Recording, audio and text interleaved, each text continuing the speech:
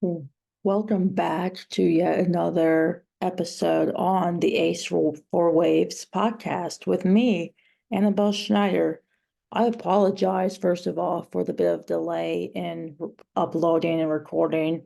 I have been sick for almost a week and my voice is still kind of hoarse. So I've been trying to save it, get rested and healed up, but it's still very much there. So just want to put out a disclaimer if I sound very hoarse or if I cough in the middle of doing this, that's on me. Just know that I've been sick, but we're getting better. That's all that matters, right? But I didn't want to put off this episode for much longer because it has been something that I have talked about for about 2 weeks. That's never really happened because I had other plans for other episodes and I kind of wanted them to correlate with one another, but we're here and I'm so excited to talk to you guys today about a topic in sports that I think does not really get enough attention and credit, but also something that just flies completely down our radar. Excuse me, I'm gonna take a sip of my drink quickly.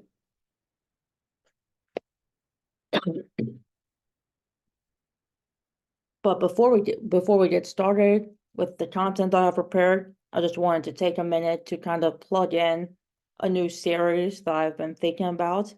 This is a sports podcast where I talk about lots of sports, but there's other topics of interest that I want to talk to you guys about that I don't think I can really talk about on a sports dominated podcast. So it's still in early, very, very early pre-production stages, but I will be doing a new series talking about the struggles in society and adulting today, because there are so many topics in society that we don't talk about enough, and something that I feel like we need to be educated and we need to talk about more. As a college student, I feel like it's my job to talk about those things because I haven't just lived it and experienced it, but I'm also growing up in a world where we're seeing more and more societal problems come to the surface of the earth. As someone in their early 20s too, I've been I'm in the very, very early stages of adulting. I still have a lot of adulting to do, and I will experience more of what we call the adult life once I graduate from a college, more specifically a university. So keep your eyes out for that soon. Again, it's very early pre-production stages, still trying to work out all the details and stuff, but I think that will be really interesting and something that I've been thinking about for quite a while that I want to try and do. But enough about that. Let's talk about the episode at hand today. This is, if you're not familiar with basketball, I recommend watching basketball videos just so you can understand what I'm about to talk to you guys about, specifically professional basketball.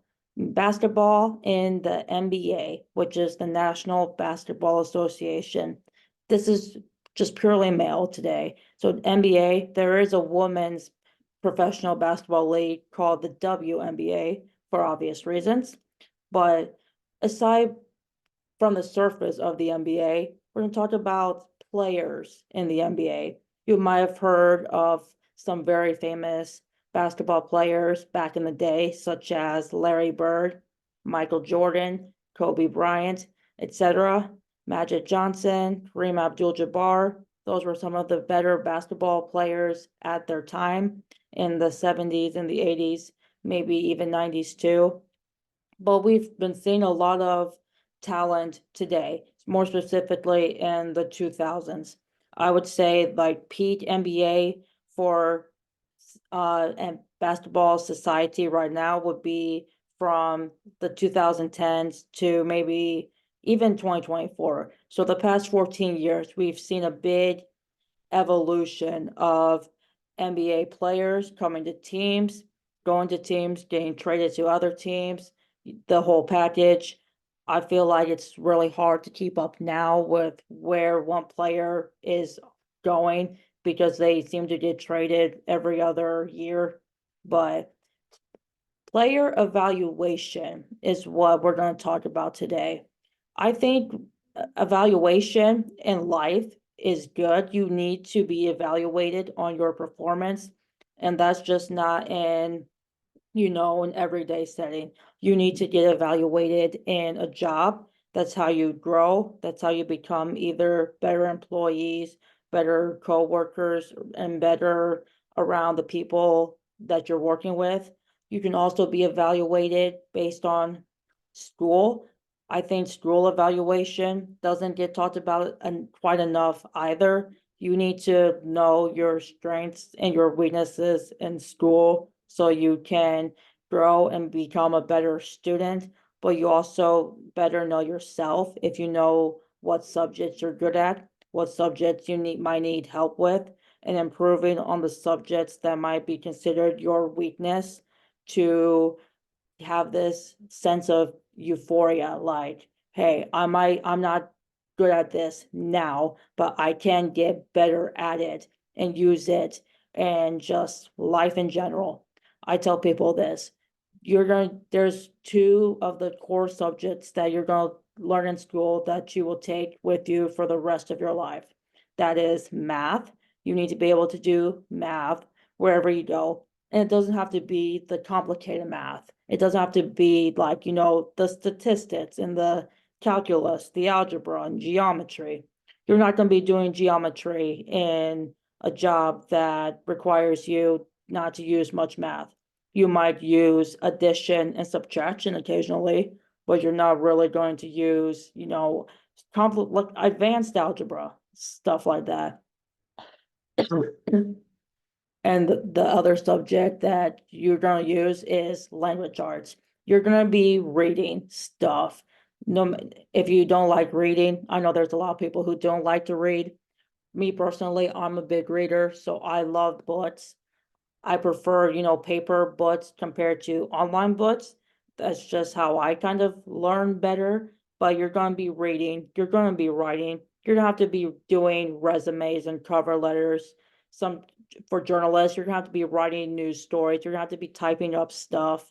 And even right now, with this podcast, how I like to produce more of my content is I have to be able to write out what I want to talk about. I can't just go in and improvise, if that makes sense. I have to have an outline. So I create myself an outline for every episode. Starts with an introduction, then main points, some background, subpoints, conclusion. But I need to be able to write it out. So I guess in a way I'm following a script. But math and science, math and language arts, you're always going to use that in your life. Science, I guess it depends on what field you go into after college or during college. You might use some science in life, and social studies too, like directions, knowing like northeast, south, and west, stuff like that. But I'd say math and language arts are two of the core subjects that you're always going to use. And that's how I kind of evaluate myself in school. I was always better at language arts and ELA. I was never good at math, but I know enough math to be able to use it when I need it. I'm good at what I need it for. And that's true in the NBA also. Players are good, not just solely based on their skill, but they're good because of the dedication they put in. They're good at the work that they put in.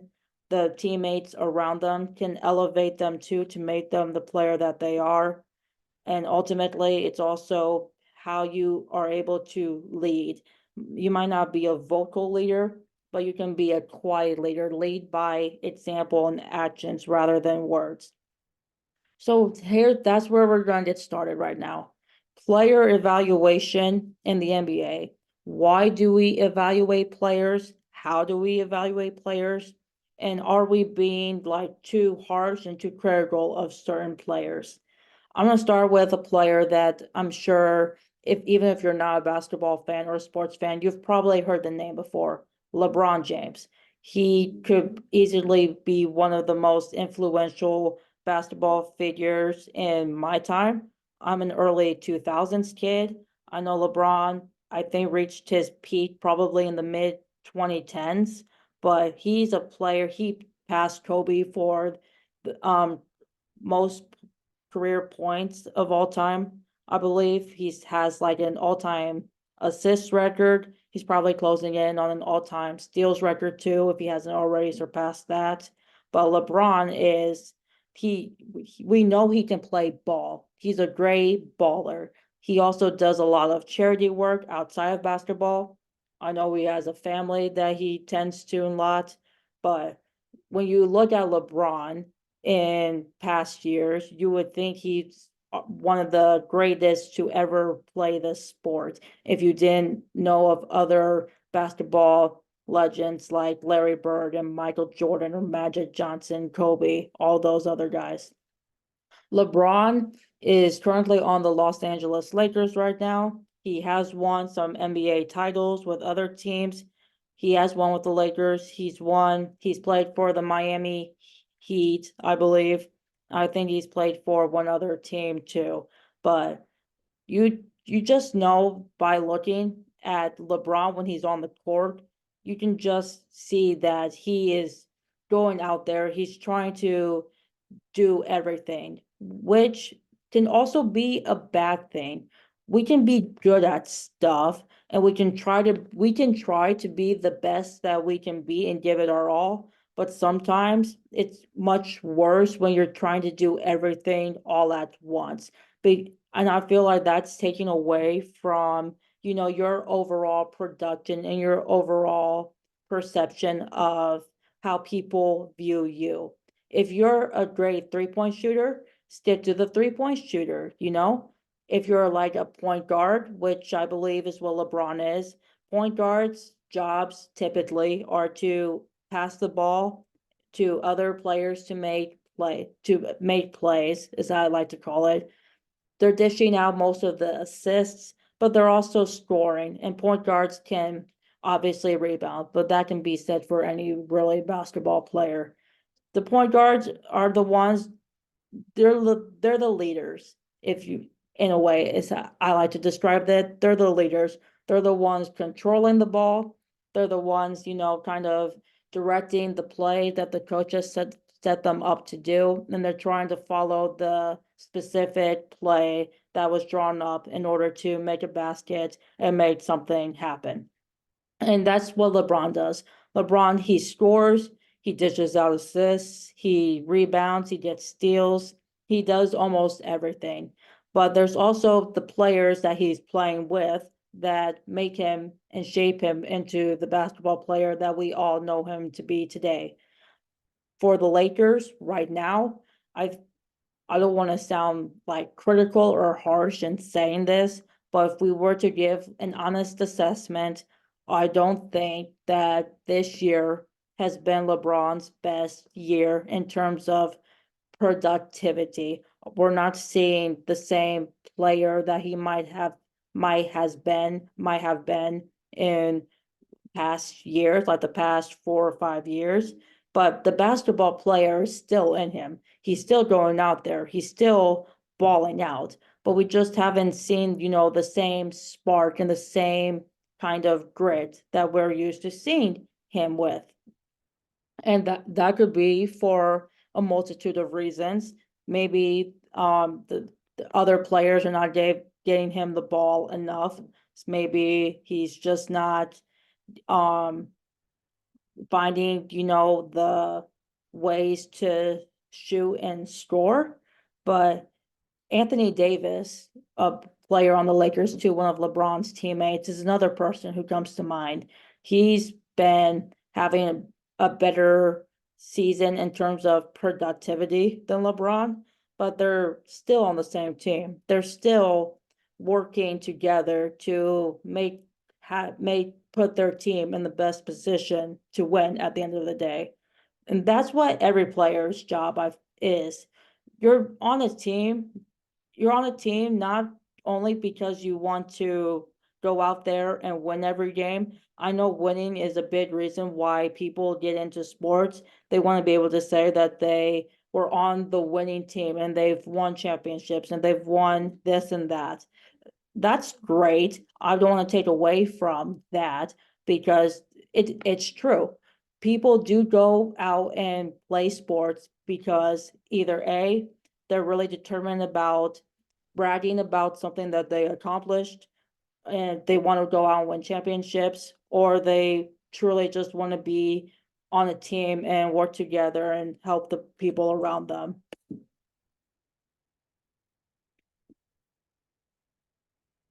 That's how I feel about LeBron and Anthony. They obviously want to win. They have won before. LeBron's won NBA titles. I don't know if Anthony Davis has won any yet, but their goal is to win, but their goal is also to put their team in the best position possible that, hey, even if we do lose, there's still room to grow. And they're both doing a lot of improving and self growth, even if it's not completely obvious to us viewers and the media. Another player that gets evaluated a lot in just the media by viewers too, Steph Curry. Curry has been on the Golden State Warriors for a long time now. He too has won NBA titles with the Warriors. He's one of the best 3-point shooters of his generation. I don't think it's really close enough for debate. You can maybe insert a few other players who are good 3-point shooters too, but Curry's just, he knows how to shoot. He knows how to, again, get rebounds, get assists. But like with LeBron, I don't know if this has been Steph Curry's best year in terms of productivity, because we kind of have seen a little bit of a slope, a downfall in the slope of you see him at his very best, like on the very, very top of the mountain. Other times you might see him kind of dip a little bit, but that great player is still in him. Then we'll go right back up to being the player that everyone knows him to be, or we'll just go on the little downfall of the slope too.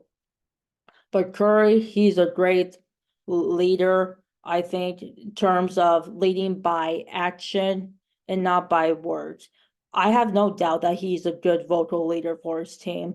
Do we get to see that side of him often? No, but I I just feel that he leads again by his actions and not by his words, kind of like with LeBron too. Draymond Green is a player that is in an interesting case and a player that I definitely wanted to talk about to you guys right now. The thing about Draymond is I know that he's been in some basketball scandals, if you can call it that. I know he's had some altercations with other players, but it's always been that person and Draymond like getting into fights and whatnot. I'm not saying it should be tolerated by any means. And he did get suspended for punching a player in the face, which is completely unacceptable. So don't think that I'm encouraging you guys to go out and hurt your opponents. I'm definitely not trying to do that. That is just that's just a dumb move, really. And you're hurting somebody that is like you. They're trying to go out there and play the game that they love, and they're trying to win too. So if you go and injure somebody on purpose, or if you get into a bit of an altercation and take it to the next level, just don't do that. That's really stupid. It's a really idiotic move, and it can all be avoided at the end of the day. But with Draymond has been someone known for getting into physical altercations on his team and with other players too. This year, within like the last 2 months or so, we really saw that it came with consequences. Draymond's been thrown underneath the bus for his altercations and whatnot. But aside from the fact that I believe getting into fights is just really stupid, there's also the empathetic side of me that kind of sides with him. Uh, he was getting heat thrown at him, just piles and piles of hate. And even though it might have just been bubbling up to the surface now, he's I can think of the instance where he was defending his actions for an altercation they got into because he was trying to protect he's trying to defend one of his teammates. I have two thoughts about that. The first thought is it doesn't need to get physical. If you're trying to defend your teammate, just say, hey, I don't appreciate that you said this about my guy, and leave it at that. Make it clear that you didn't tolerate it, but don't react with like a fist punch or react by shoving another player. If one of your players is getting into a fight with another player, I say don't try to get involved, because that's just gonna make it so much worse too. And then you'll be dealing with ejections, you'll be dealing with, possibly getting suspended if you actively harm another player. But there's ways to go about a fight without throwing yourself into the fight. But the second part of that is that if if an opponent throws a punch at one of your players and your player doesn't react, your natural instinct is to go on there and throw one back because they harmed somebody that you know and that you care about. And I also understand that our emotions are hard to control sometimes. People can control their emotions better than others. I don't know necessarily that we have to compare our emotions together, but there's like this protectiveness in us that if we see somebody get hurt, it's a fight or flight response. In Draymond's case, I think the fight in him won out and he reacted in a physical manner. I'm gonna take another drink quickly.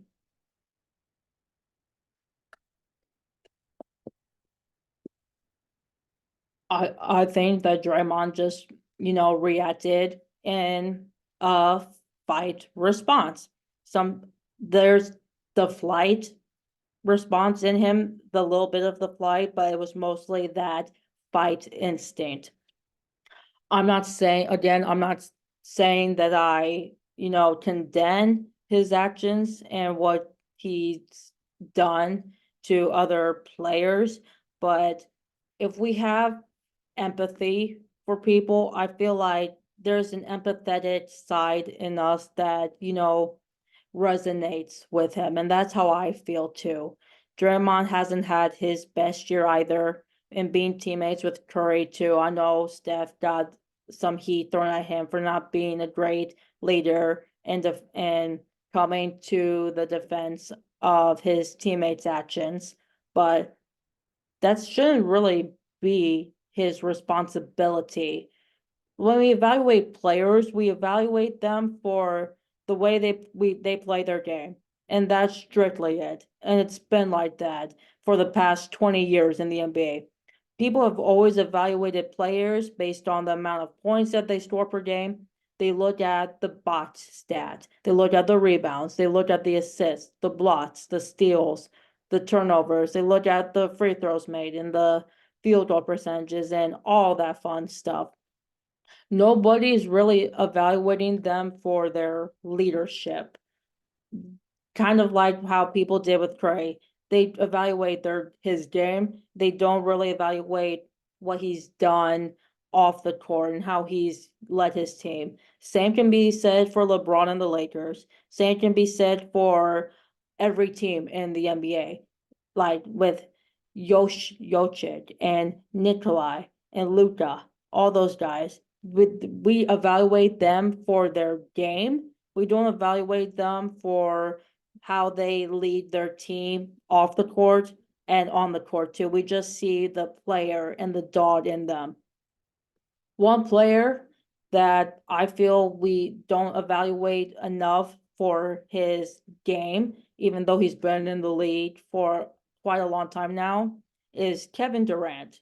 Kevin Durant, too, is an interesting case. He's on the Phoenix Suns right now. He did traded to the Nets at one point. He did play with Curry and the Warriors. He's played for a few other teams as well. I feel like he's one of the players who's getting traded constantly to different teams, but he's been on the Suns for 2 or 3 years now. And KD, he's not in a league up with LeBron and Steph. Those two should be like in a tier list of their own. So I'm not comparing him to LeBron and Steph, but I feel like we can and we should. And to prove that, we're going to share some screens here quickly. So if you're watching this on YouTube, you can see the screen of bot stores and stuff. And if you're listening on Spotify, you can just hear my audio as I talk about this. But Kevin Durant, so see the logo there is the Phoenix Suns. He's averaging 28.1 points per game. That's the same as Curry. So they're both averaging roughly around the same amount of points. He's averaging 6.6 rebounds per game. That's more than Steph. 5.6 assists. That's also more than Steph at 5.1. He's averaging more steals than Steph at 0.9. And then Curry's at 0.4. Actually, he's averaging 1.3. Yeah, 0.9, 0.8. Blocks is 1.3. Curry's at 0.4. And the Curry has the advantage in turnovers for average turnovers at 0.3 differential. Curry has 3.0, Durant has 3.3. And KD has played in lesser games than Steph also. Steph's played 51, KD 49. So just two more games that Curry has an advantage over KD. You can look at those stats right there and say, okay, KD is obviously the better basketball player because he's statistically better in almost every single category than Steph Curry is. But Steph is always going to be better than KD because he can make the 3-point shots and he just has better talent around him to make him who he is. But he's always been great. Oh, hiccup there. My problem with player evaluation is we look at the bots, we look at the stats, we look at the bot score, and we determine and we base our evaluation around that. Kind of like what I did. I just proved an example comparing Curry and Durant. Durant has almost the advantage in every single statistical category, but Curry is just in a league of his own. You're not going to think of KD and think of Steph Curry in the same sentence. Some might. I definitely think that. I can't say the same for other people, but that's just me and how I view the players. Even then, like Nikola Jokic is averaging 26 points per game. That's less than KD and Steph. Luka Doncic averages the most points at 34.3. Giannis is at 30.8. Donovan Mitchell on the Cavs is at 28.4. That's also who LeBron played for. I forgot. LeBron played for the Cavaliers, won a championship with them, went to the Lakers and won a championship with them too. Other players, Zion Williamson on the Pelicans, he's averaging 22.5 points per game. That's not a player that we talked about not a lot. Paul George, you might have heard of him before. Jamal Murray, Domantas Sabonis. Those are just a few of the guys in the top 50 if we're just basically going off of points right now. Number 50 is Devin Vassell with the San Antonio Spurs, averaging 19.1 points per game. if we go down the list here quickly.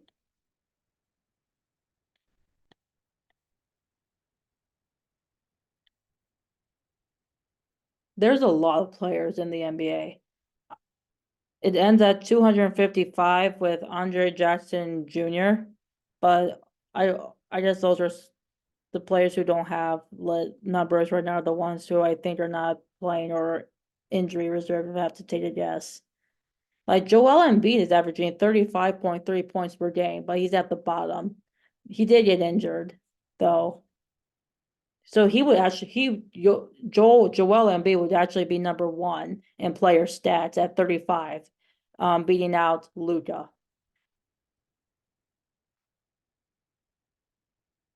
So with all those players that I just named and mentioned and talked about,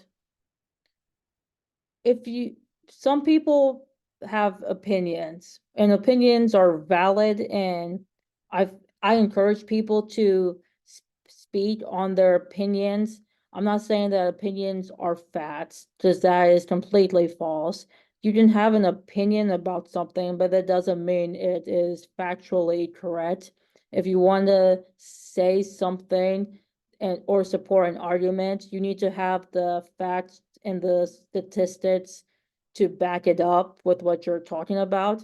So if you pulled up NBA player stats 2023 to 2024, those are the facts and the statistical information that you need to like win or prove a point, however you go about doing that. Player evaluation is really important today in the NBA, especially. Not for the sole fact that we base our evaluation on box scores, like I've alluded to, but when you watch, it can be said for any sport, but you mainly watch a sports team or a certain type of sport because you're truly invested in it. You want to see good content being played in your screen or in real life. But at the end of the day, you just want to see these players or the whatever else you may call them on different teams of sports.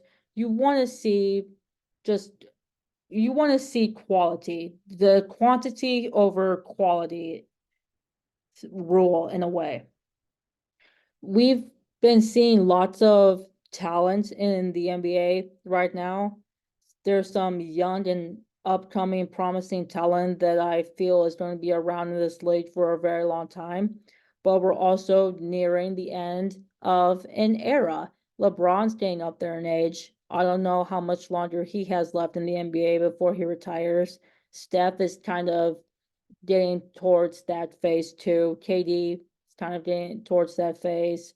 There's also like Anthony Davis is a little bit older in age wise too.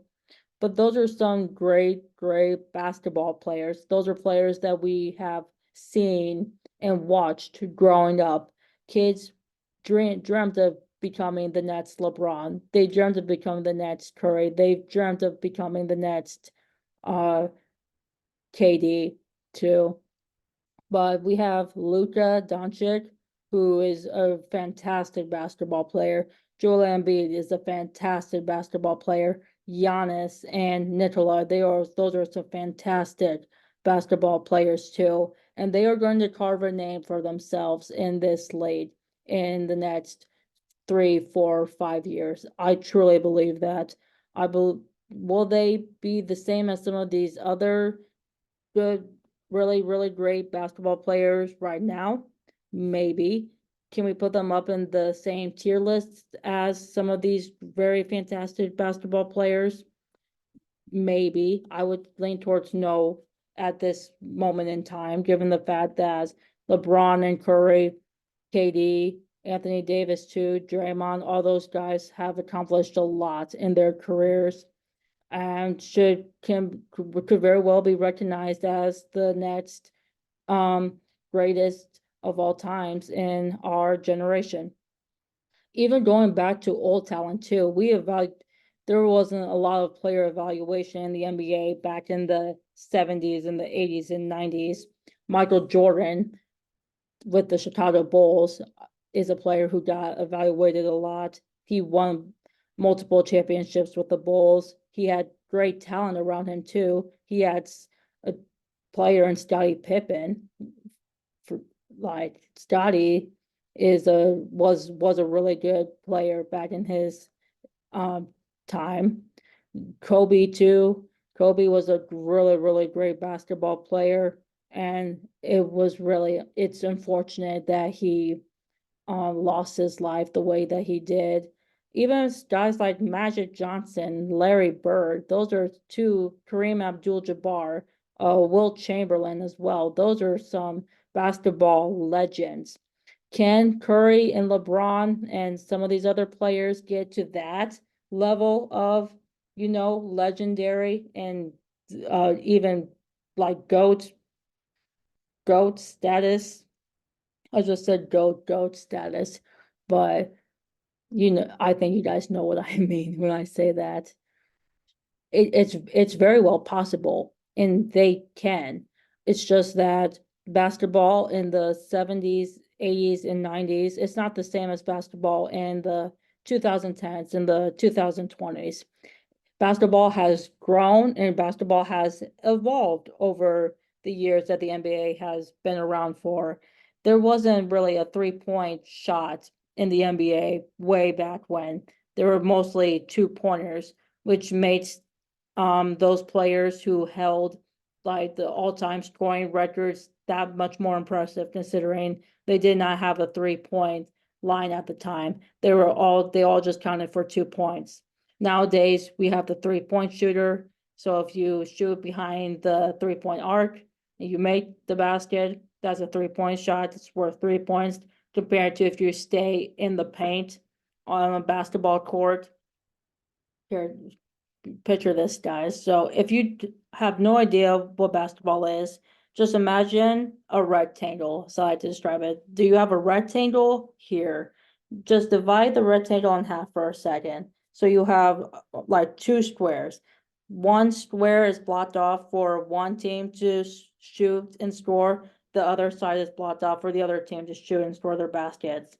And towards the end of the square, just draw a little oval around inside of it, but don't cover up the whole square. And make a little stick figure behind your oval. Do you have a basket there at the end of the shape square too? Just imagine you shoot it, you score, there's your 3-pointer. There's your 3-point shot. And anything inside of your little oval shape is 2 points. There's just a visual representation. It's not the best representation, but it's something to think about and something to paint a picture inside of your heads for. I'll stop that share for a sec. So, like I said, we can evaluate players for a multitude of reasons. I just think that player evaluation in the NBA is really important. I don't think that we should just judge and evaluate players based on their basketball performances and what we see on the screen. We do need to evaluate them not just for their game, but we also need to evaluate them for how they lead their teams. If they're a vocal leader, if they lead by, actions rather than words, if they present themselves in a like respective manner. You see, sometimes guys can be the best that they can be, but they just don't have a positive reputation to them. Sometimes guys can have the best representation that there is. They can be so humble and so good, but they're just not on that same level as some of these other players. We need to evaluate players the same. We just can't give players an excuse in the past if they have a bad outing or if they're not playing to the level of standard that was set for them. We hold LeBron and Steph to high standards. We hold KD and Draymond. We hold Karl Anthony, Joel Embiid. We hold them to high standards. We hold guys like Luka and Nikolai to high standards. We need to keep those same standards for every other player on every other team. That's just the way that we need to go about it, so we can find the stuff that makes them good.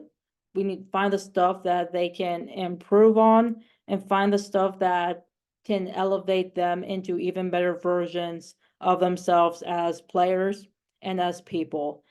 Now, is it our job to evaluate guys just from what we see on the screen as a viewer? That's a wishy-washy line, and we can go about that either way. And with that, that's all I have for you guys today for this episode and podcast. I hope that it was kind of interesting and somewhat entertaining for your sake. This is a bit more out of my league, so if I didn't talk about something in complete depth, if I left stuff out, I apologize for that. The NBA, I'm not really an expertise in the NBA. But I don't watch many NBA games, but this was something that I've been wanting to try to talk about for a while. Not only for the fact that the NBA kind of goes a bit unnoticed by most sports fans, but it's also a topic in sports that is very relevant, not just in basketball. The player evaluation in the MLB is very valid. So is evaluation in the NFL and in soccer and all these other sports too. So tomorrow I'm gonna be doing a Saturday special tomorrow. So you can watch that on YouTube. You can listen to that on Spotify as well. I'm not gonna tell you what it is at this moment in time. Keep it a surprise, but it's something that I'm really excited to talk about too. Next week's episode, you're gonna have to stay tuned for that too. I have a schedule of content and episodes planned, but I'm gonna keep it underneath the sun for a little bit to surprise you guys and keep you guys on your toes. So with that, we're gonna conclude. Once again, thank you for watching and listening wherever you are, and I will see you guys real soon. Thanks for watching, and I hope you guys have a great night, great day, great afternoon, wherever you are.